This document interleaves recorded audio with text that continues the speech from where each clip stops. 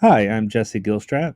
And I am Drew Cordell, and you are listening to TV Binge Drinking. And we're talking about The Mandalorian, Season 2, Episode 7, Chapter 15, The Believer. And I personally believe that I need to go get some more coffee, but I ran out of my Starbucks holiday blend, so I'm back to the Dunkin' Donuts, which is not bad. It's not bad, but I really do kind of like that holiday blend taste. But I've just drinking some black coffee this morning, trying to wake up, despite having been up for a while, but just still still adjusting this morning. But yeah, just boring black coffee today. I went back to the Mandalorian themed Republic of Tea stuff, the mysterious black tea, Mm. and put some honey again in there, but also this time oat milk. Oh, I got turned on to you mentioned Dunkin' Donuts. I got turned on to the idea of oat milk because they had the oat milk lattes, and I thought give that a try one day, and I was surprised. Like, holy cow, this is actually really good. How come I've never thought about oat milk before? right. And then I had to buy some for myself, and now I'm put some in this tea, and gives it a nice, unique texture and flavor. I really like this stuff. Something a little different. And as much as I'm definitely still prone to drinking some milk, I've started turning away to more lactose free options at times because I'm not lactose intolerant, but there are times when you drink enough lactose, uh, wreaks a little havoc. Yeah. Nonetheless, cheers, my friend. Cheers, cheers. Before we jump forward to this most recent episode of The Mandalorian, I wanted to go back really briefly just to mention something I learned uh, this past week about the last episode of the show, which was our Robert Rodriguez episode, the exciting, action packed adventure that was. And I found out that because I listen every week practically to Fat Man Beyond podcast and with Kevin Smith and Mark Bernardin. Mhm. And of course, they geek out about stuff. It's what they do. And they talk about each week's Mandalorian. And of course, Kevin Smith had a lot to say about Rosario Dawson, her premiere as Ahsoka Tano, since he'd worked with her on Clerks 2, especially. Right. So he's like, hey, that's somebody that I've actually worked with that's now in a Star Wars. And but last week was even something different that I didn't notice originally. That it was shot. That episode last week was shot by David Klein, who has shot most of Kevin Smith's movies, including all the way back to Clerks. Okay. So, like, Cool. what a shocking surprise to learn that that well shot, action packed episode uh, was also shot by the guy that made Clerks Right. or that shot Clerks. Um, the live action revival of Boba Fett in costume Right. was shot by the guy that shot Clerks. And I mean, there's a possibility that someday we could talk more about like movie marathon mood, do episodes of Kevin Smith, Right. and I actually think I'm on record on my blog of praising David Klein as a cinematographer, deserves more credit than he's sometimes gotten because Kevin Smith isn't known for being a visually exciting filmmaker. But I think David Klein has shown promise, and in recent years, has gone and done things like he shot a number of episodes for True Blood and Homeland, and previously this year he shot the Deadwood movie. Okay. So he's done some interesting work, and I thought it was really cool to find out that he shot last week's episode of Mandalorian. So kudos. Yeah. It's a fun little factoid. But this week, I saw Mando's face. Now I'm a believer. I don't know who came up with the episode title, but there that is sitting right there. Right. That is the second time that we get Din Djarin's face Yes. out of the helmet, which was a terrifically vulnerable moment. And one of the things that I thought was so cool about it is that I've praised Pedro Pascal's acting before, and this season I think he's gotten the chance to emote even more, Yeah. really show his personality. And seeing him without the helmet, you get to see like, oh yeah, that's the guy. That's the Right. taciturn type of dude, but vulnerable in that moment as well, not feeling very comfortable. But that look that he gives to Bill Burr, even though I know Bill Burr's character's name now, I'm still just going to call him Bill Burr. Right. But he turns and looks over at Bill Burr when he's like, "What are you doing?" Right. Like he realizes that Bill Burr is kind of probing a little bit and not exactly going like the calm route or the peaceful route, or like he's pushing buttons Right. and getting upset. And sure enough, they have to go guns a blazing in their escape. The point is, like when he gives that look to Bill Burr, it's like, oh yeah, that's something that I could. You've seen him do that a bunch before, and now you're actually seeing his face, but it's the same emotive thing that's happening. it it does make a difference seeing his face, but like you Right. could picture him like giving that turn with the helmet on and conveying the same thing, which is a credit, of course, to Pedro Pascal and crew. Right. But even having said that, it did bring something else up in my mind this episode, which was that, which I enjoyed this episode overall, but that made me think about something even in the big picture sense of the term.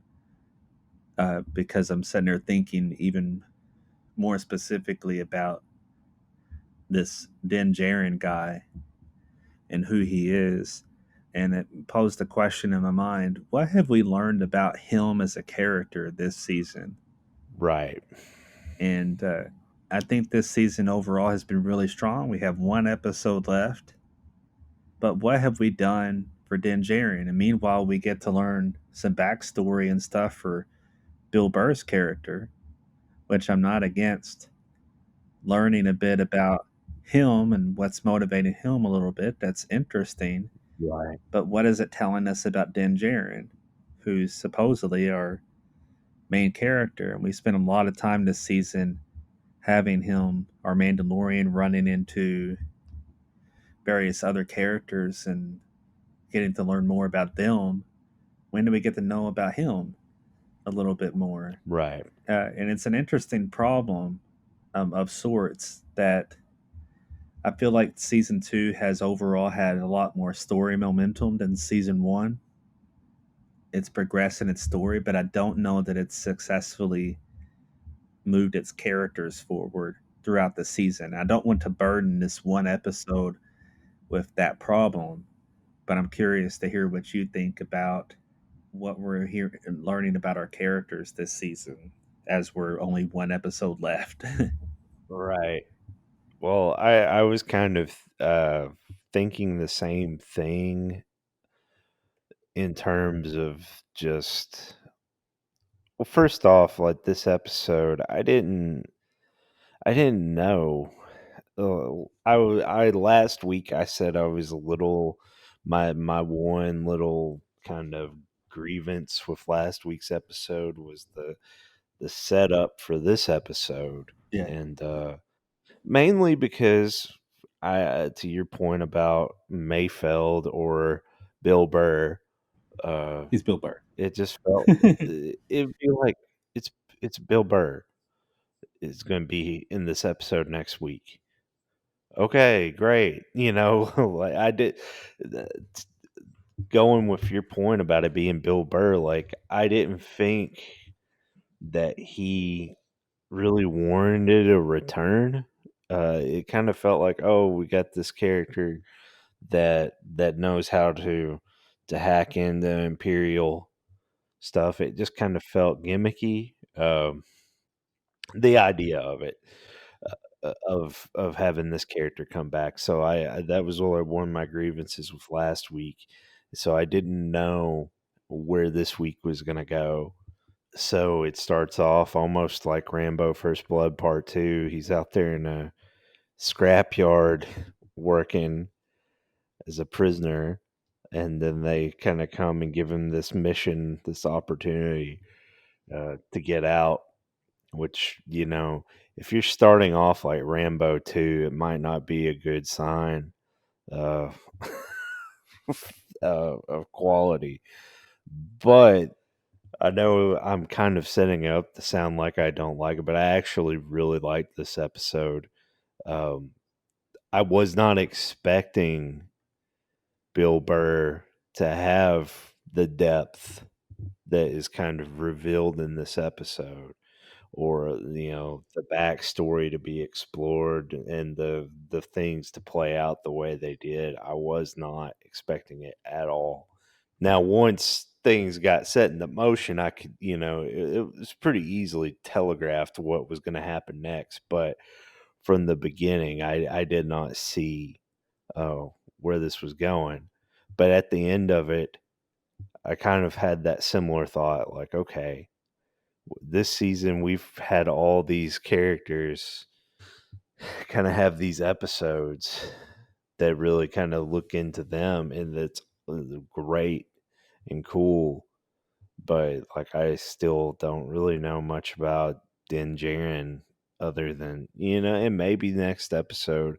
I was kind of wondering if the next episode is going to be kind of a long one too, Maybe. because the first episode was longest, and maybe this one might be as long or longer, because we've had a lot of short episodes, including this one. I do think it is a little problematic. I feel like we should know a little bit. No, we don't have to know everything. And it's not even knowing things per se, like events or things that have happened, but knowing, just peeking more into the character. And I know in some ways that's hard to do with a character that's wearing a helmet, mask most of the time, but also it's not. There's a balance, and you got to keep him somewhat mysterious, but like at what cost? So I agree with your kind of. It's kind of hard to, it's definitely not a end all terrible thing, but it's also a big part of why you watch a show is your characters. And at the end of the day, we just don't know too much about him. But yet we know now more than I really ever thought I would know about Bill Burr, uh, Space Bill Burr. But I did enjoy that. I enjoyed this episode quite a bit. I looked up how to say his name, and I still but I told myself I was going to watch the video again of Rick saying his last name and pronouncing it correctly, and I thought, "Oh, cool! I'll know how to say it." No, I've already forgotten, and I didn't watch it right before we got on, so still going to call him Rick. But it was nice to see Rick back in the director's chair, and I think the episode The Child he directed in season 1, I mentioned that I kind of got a Raiders of the Lost Ark vibe in that episode, with all the Jawa adventures and everything, and the sandcrawler scene and all that stuff really kind of screamed Indiana Jones to me. Here, this episode is full of Indiana Jones type adventure, down to the planet kind of being a jungle planet that has this base with a terminal that Bill Burr can access to try to pinpoint where Moff Gideon is. That's kind of the thread into this episode. But it's kind of a jungle planet, so we have that kind of adventure, serial vibe going. Uh, the the Juggernaut. transport tank that they have to drive in disguise to get to the terminal.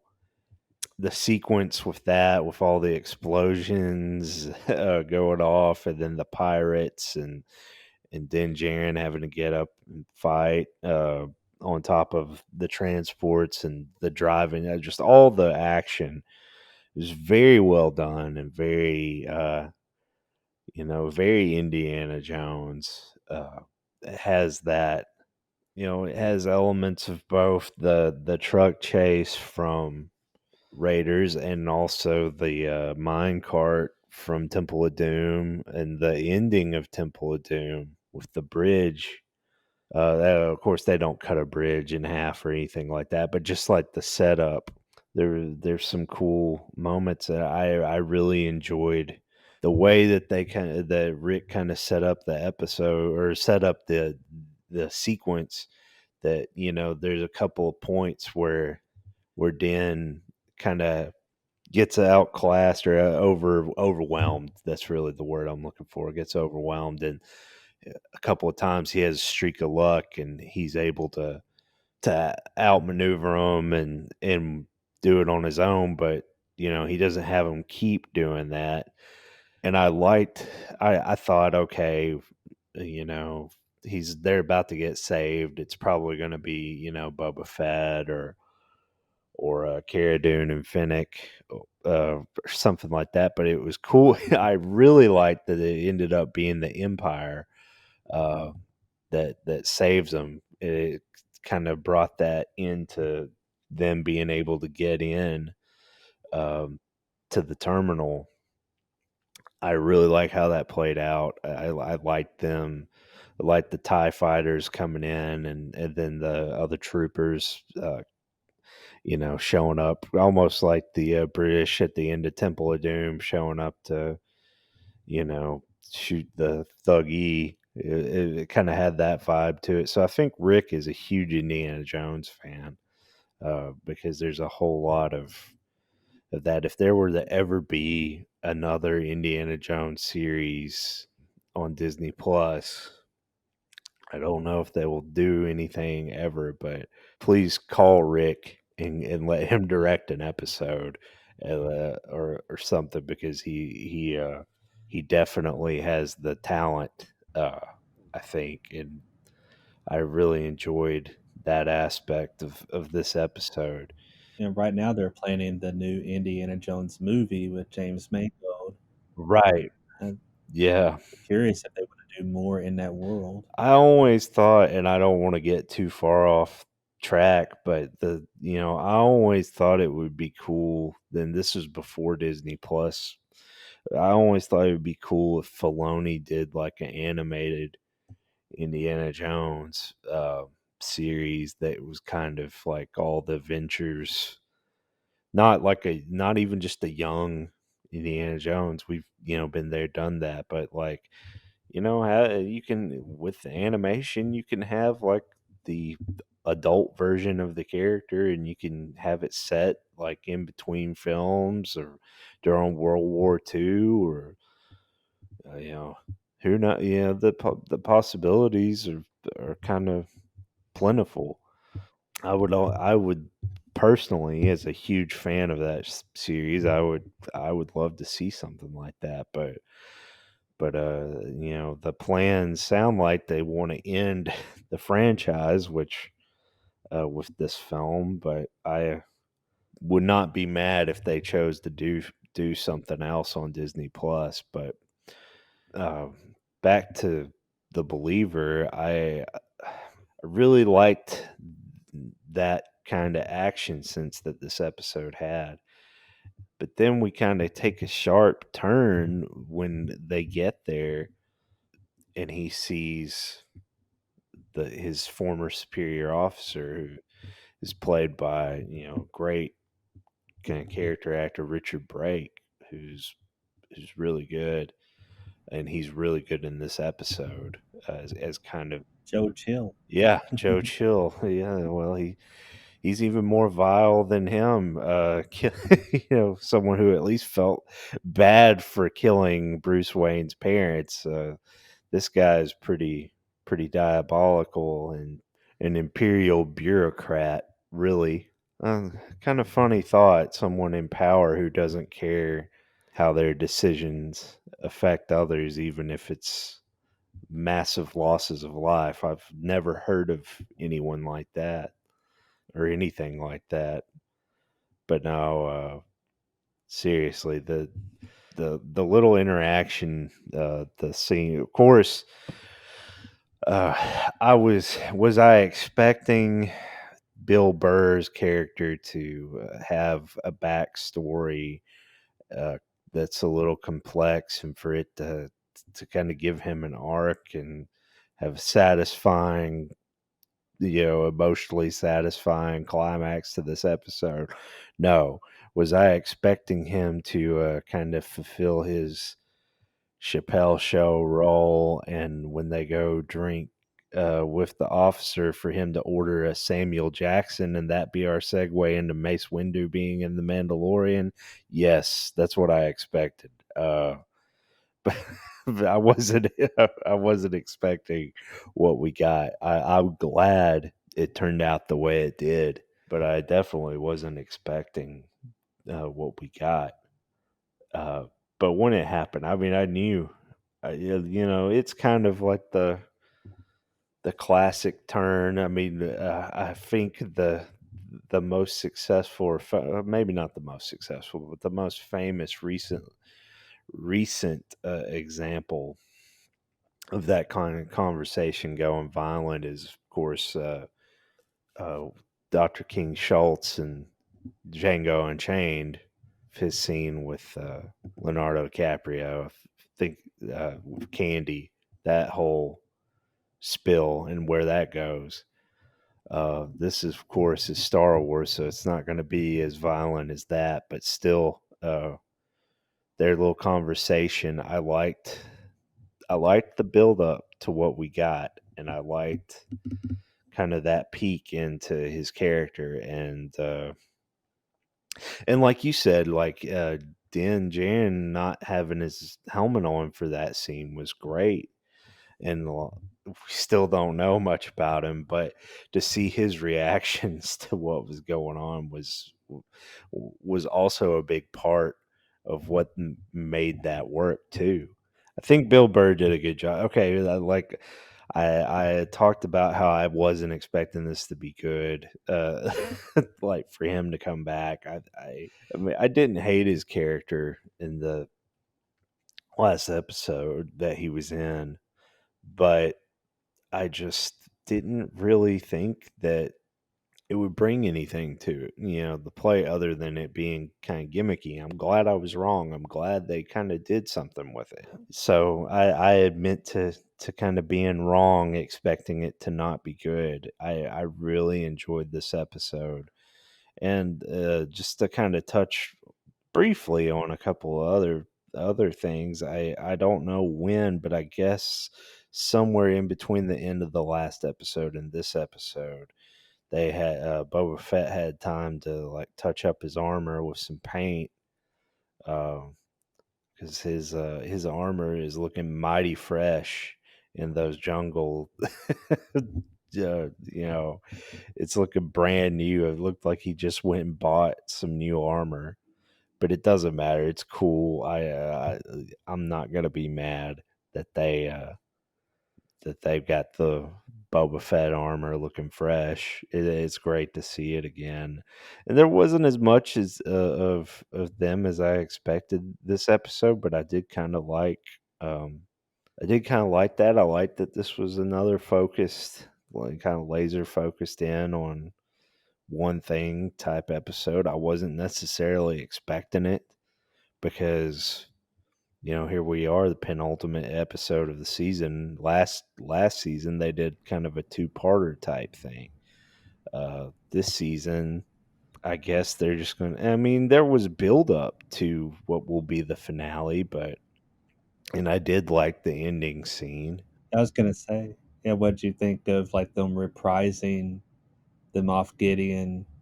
We have you cornered spill Yeah, I season one. I did really enjoy that. I liked. of course, I was almost creeped out by Giancarlo Esposito's facial reactions. It's like, oh Lord, I don't know what to expect now. He's just going to be like running around, cutting people in half with the dark saber, and gleefully taunting Grogu. Oh, did you see that? There's no telling what kind of mayhem is going to ensue. Uh, but no, I did enjoy that. I and I think that there were little touches and little things that uh that did kind of build up Dan a little bit, but again, the decision about the helmet and his beliefs, I enjoyed that, but I wish there was a little bit more to it.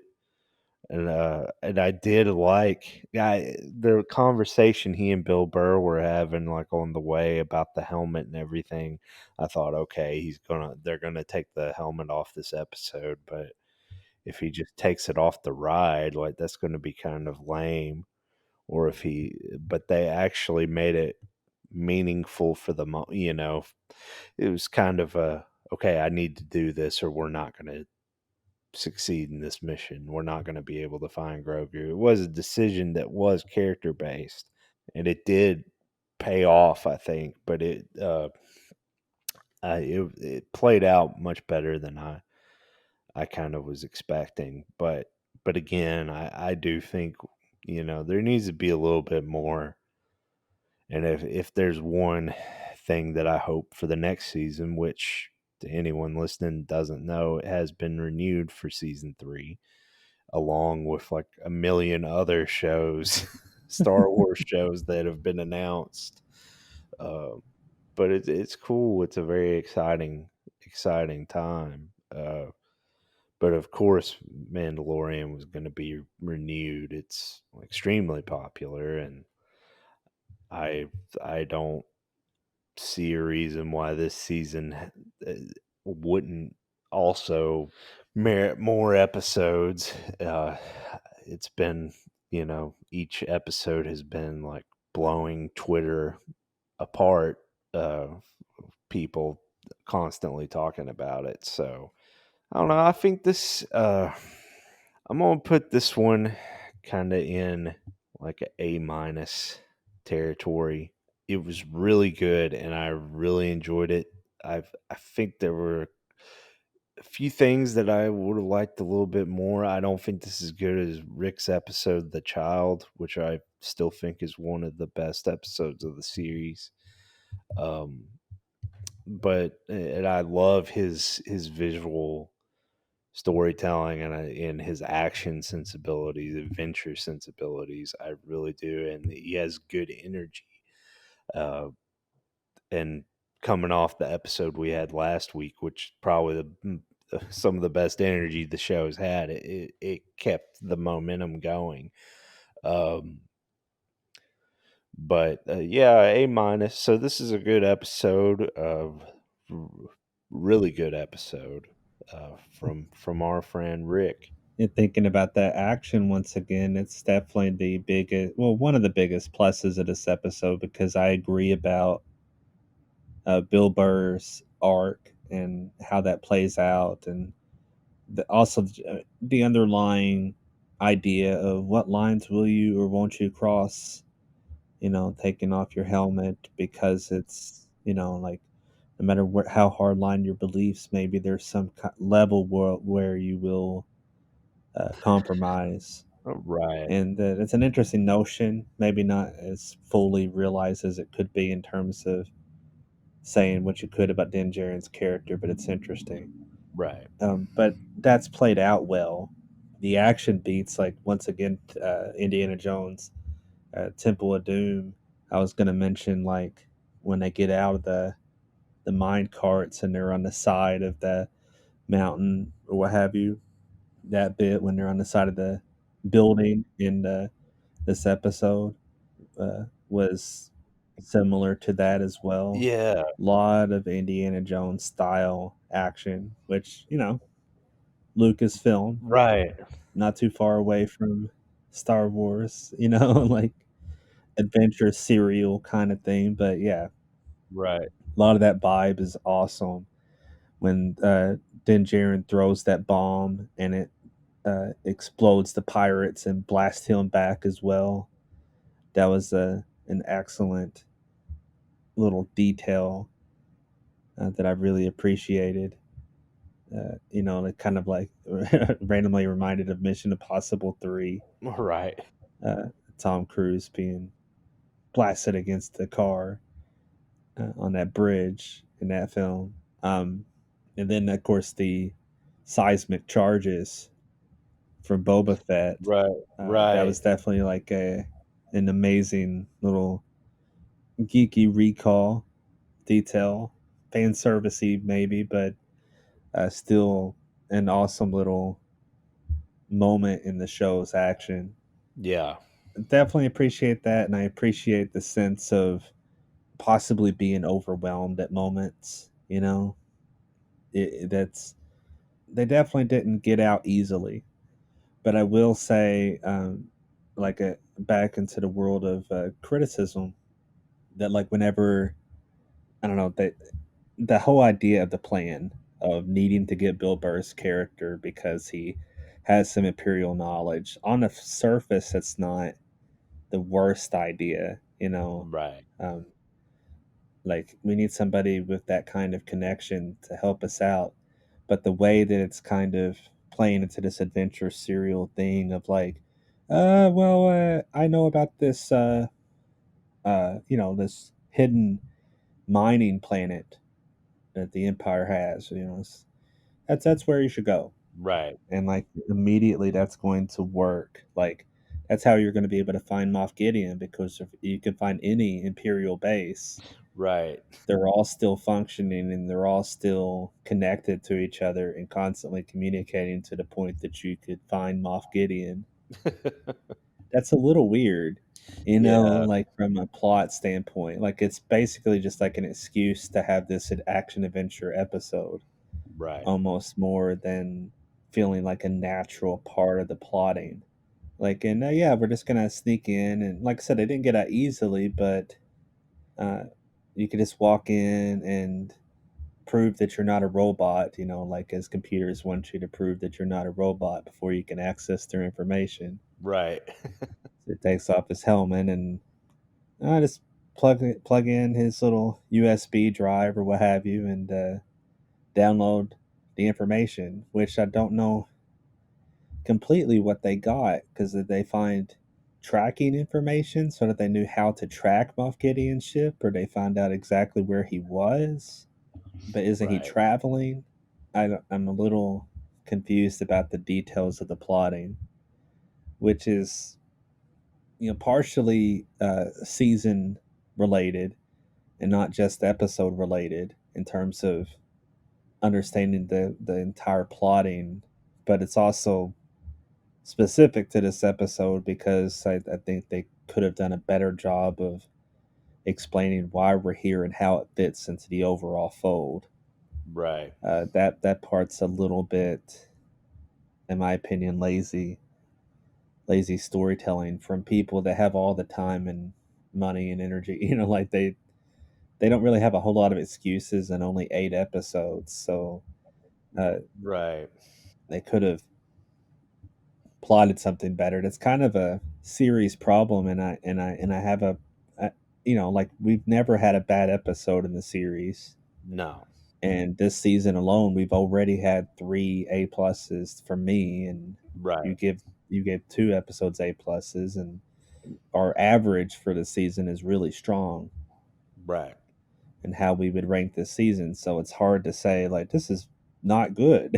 Like I'm definitely not saying anything overall bad about the series, but I do think it's like a problematic thing where I really want to know more about our characters, and I'd like to think that they're taking their plotting more seriously as opposed to just like I enjoy adventure serial style, Right.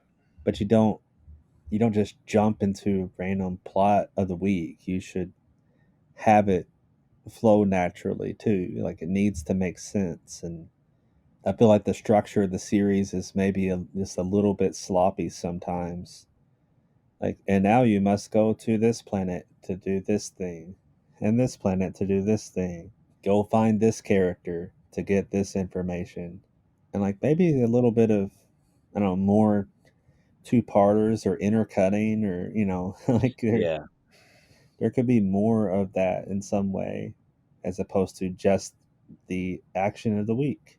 And I'm not dissimilar to you in the ratings world because I give this an A minus as well. It was a really terrifically done episode Yeah. in and of itself, like really fun and action moments that are really terrific. But I can't help but just kind of peel back a little bit and go back to another thing that I've talked about before, which is, when we some of the best episodes of the series have recalled elements of the past. Right. Like, oh look, here's Ahsoka Tano. That's our best episode thus far. But uh, it works in the world of this show in particular, and we started to get a little look at Grogu's past as well, which was good to learn a little bit more about where he's come from, and maybe we'll learn a lot more next week. Right. But uh, on top of that, though, whenever I look at like Star Wars, Clone Wars, and Rebels, for instance, those shows have some of the best Star Wars storylines, and it's because of the world of those shows in particular. Right. And they build up to moments that are incredible because of the story and the characters that you're witness to. And I really hope that we get more great stuff that's built up to well in the world of the Mandalorian, Right. and not just interesting connective tissue. I'm definitely not trying to be too critical. Like I don't want to sound too harsh on a series that I really enjoy. I'm definitely in for the ride. But this episode did bring up some things for me, and partially because of its placement in the season, but also just, little teases at characters. And as much as I liked Bill Burr in this episode, I also thought, I want to know about Din Djarin. Stop giving me the Ahsoka episode and the da da da da. Like give me more that's Din Djarin, because like they've done serialized television for a long time, and there's plenty of examples of shows that do the serialized thing and bring in guests of the week, but still evolve the characters that we're following that are central to the series. Right. So I don't know. Like I said, I don't think they have a whole lot of excuse Right. to not do a better job of evolving that. Uh, I guess we'll see moving forward, because you always wonder, I can't imagine that John Favreau didn't have a lot of creative freedom. He's got a lot of Disney stock right now, even before this show. You know, he was, behind Iron Man Yeah. and the MCU beginnings, and now the MCU is like the thing in the popular box office world Right. and over at Disney. And then he did The Lion King, which made a boat ton of money, regardless of what you think of his updated Lion King. It made a whole bunch of money.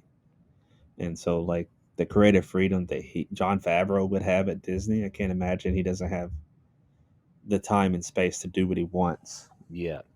And then to do Star Wars at that, not even an original property, like like creative freedom for John Favreau to do Star Wars. Of course, it should be open ended, and there's only 8 episodes each season. Right. It should be better plotted as a whole.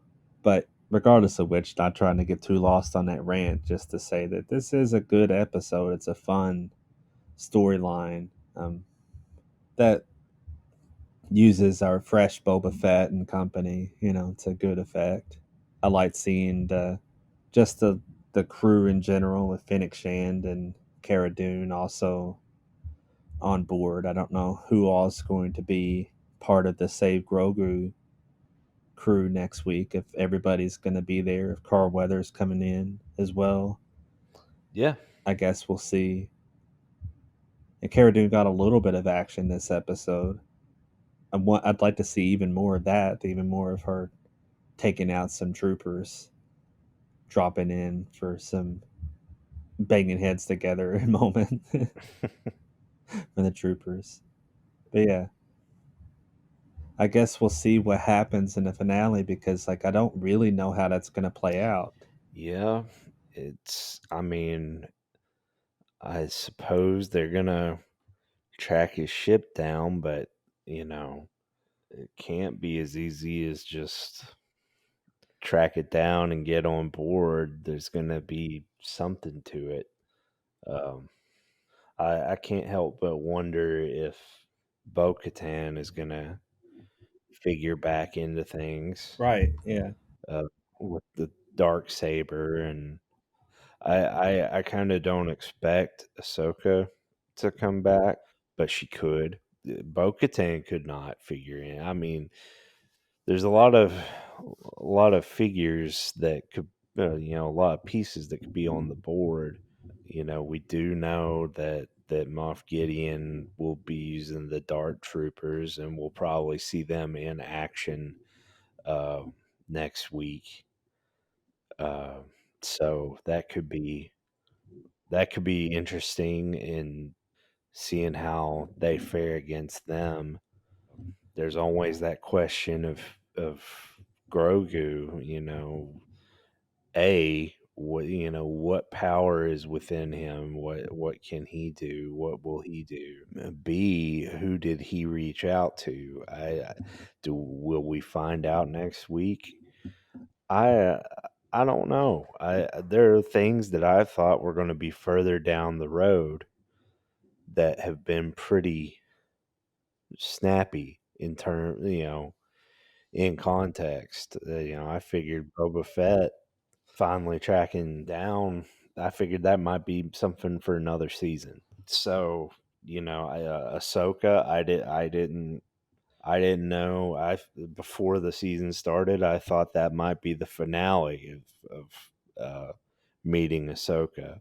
So there's really no telling where we could go next in this next episode. I'm interested to see. I hope it's a good episode. I always hope for the best. I think there's a lot to do and not a lot of indication of how it's going to be done. So I'm interested to see how it plays out. But I do think that we're in good standing to have a good setup for it. I like I said, I did enjoy the ending of this episode, but again, I really don't know how we're going to get to that point. So we shall see next week on the final episode of our coverage of The Mandalorian for this season.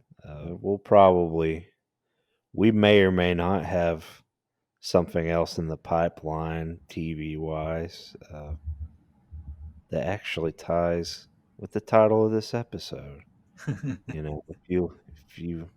If you are a believer, or if you want to believe, uh, that type of thing.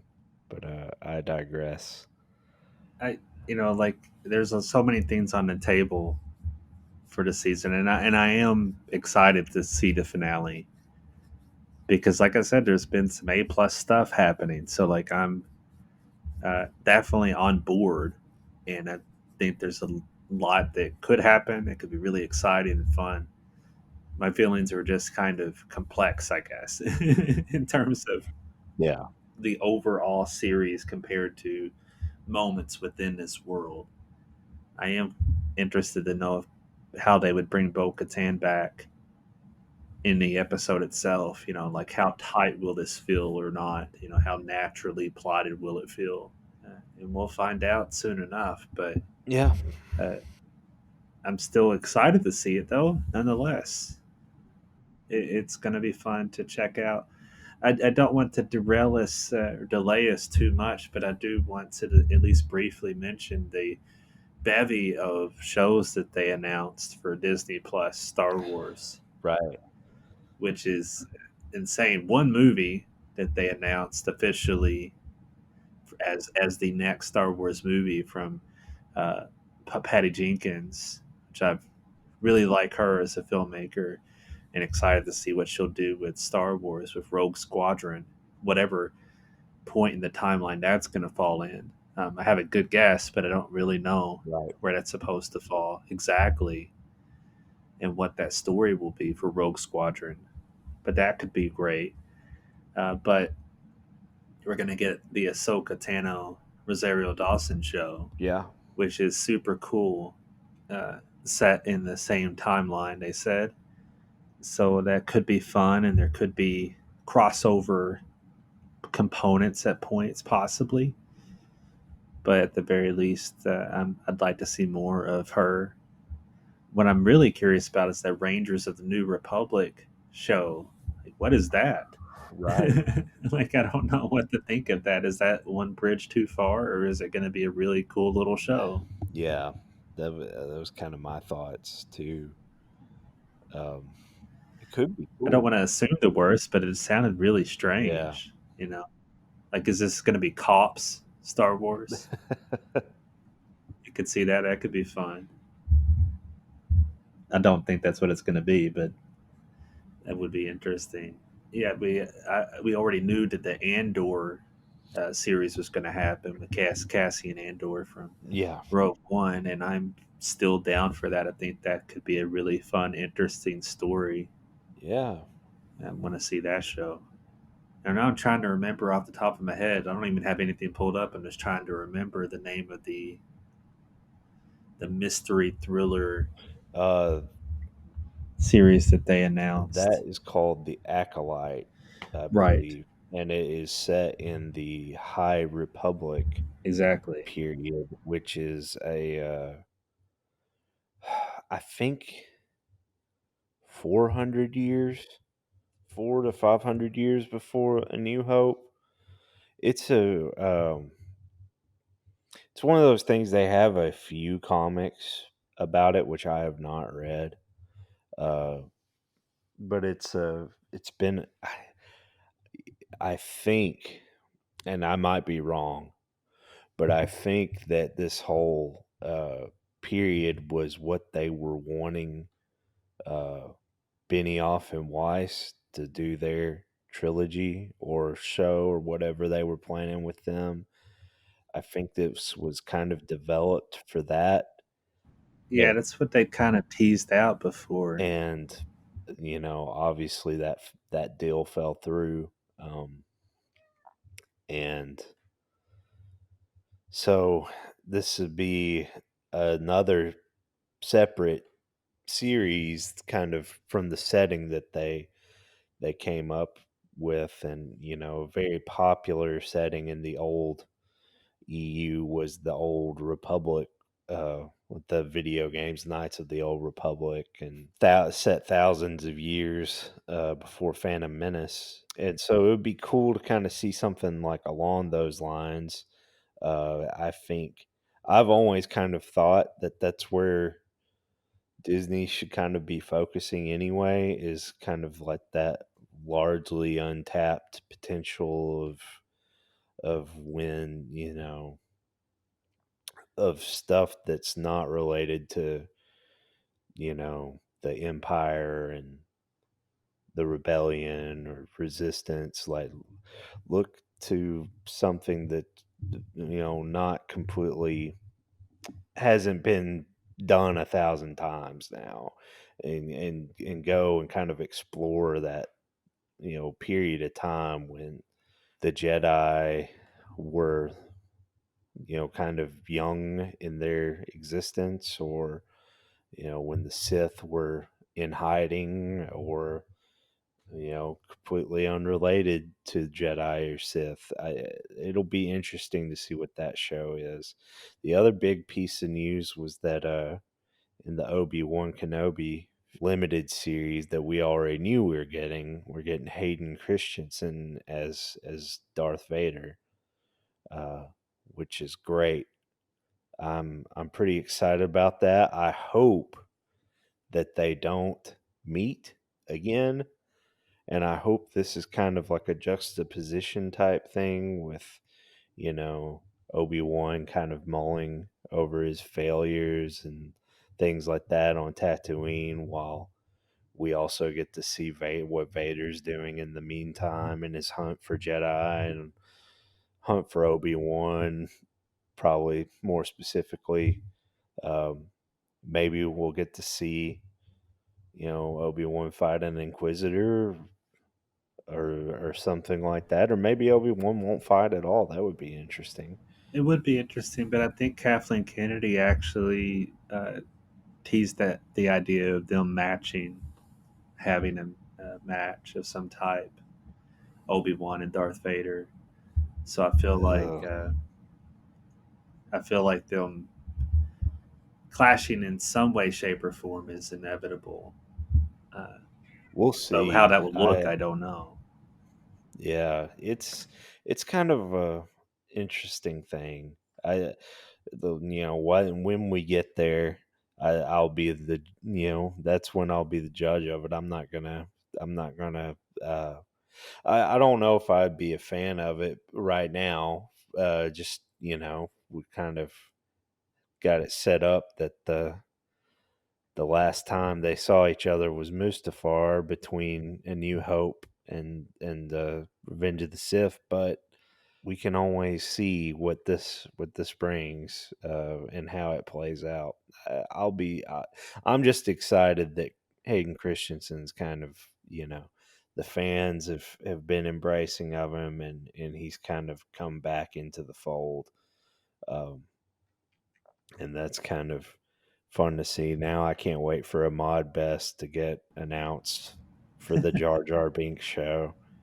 Uh, the the Jar Jar Binks limited series, uh, coming absolutely never. But you never know. I mean, hey, I didn't think we'd get Rangers of the New Republic, so No, maybe Jar Jar will be a Ranger of the New Republic. yes. Uh, Maybe that's And Bill Burr will be back yeah. too to make all types of Gungan jokes.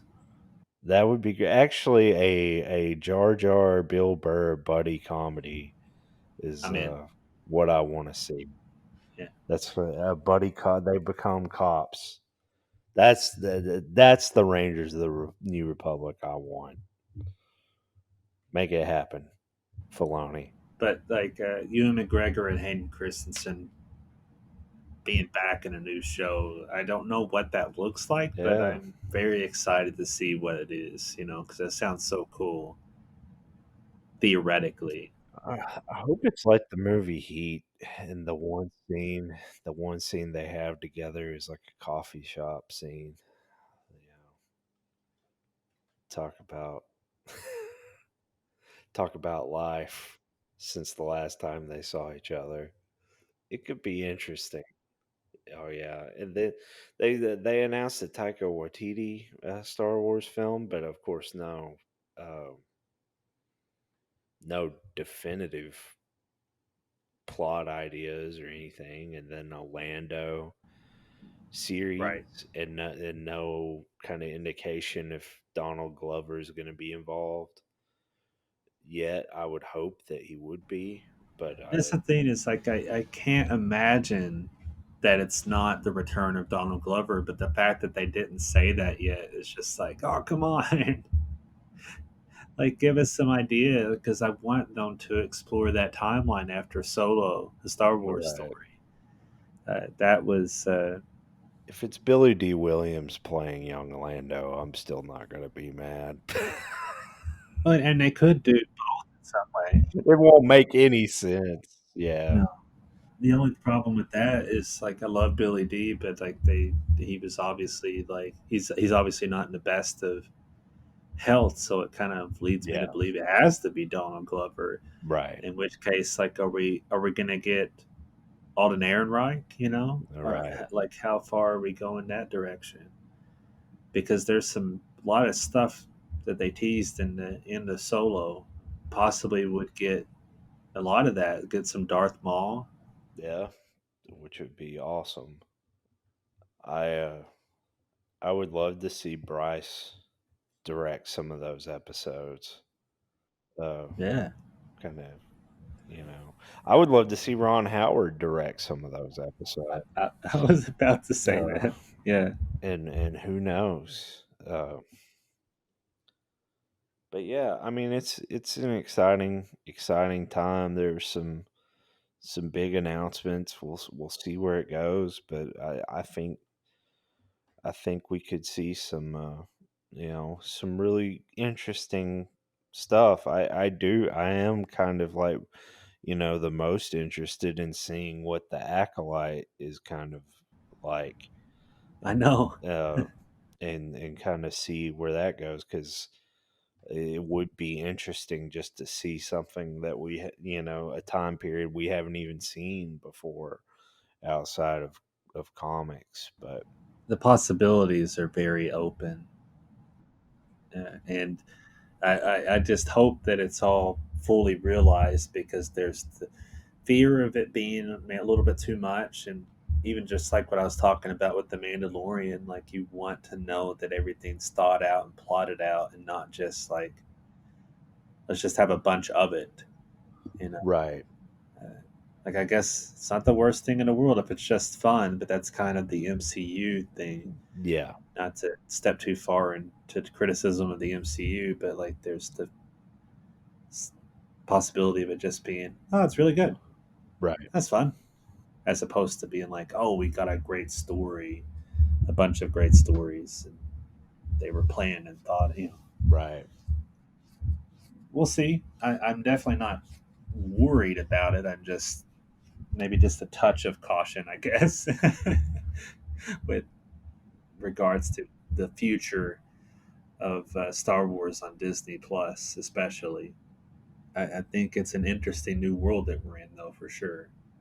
Regardless of which, I guess we could just close this episode out before we go on too far. Right. And I mean, we'll see what happens on this season 2 finale.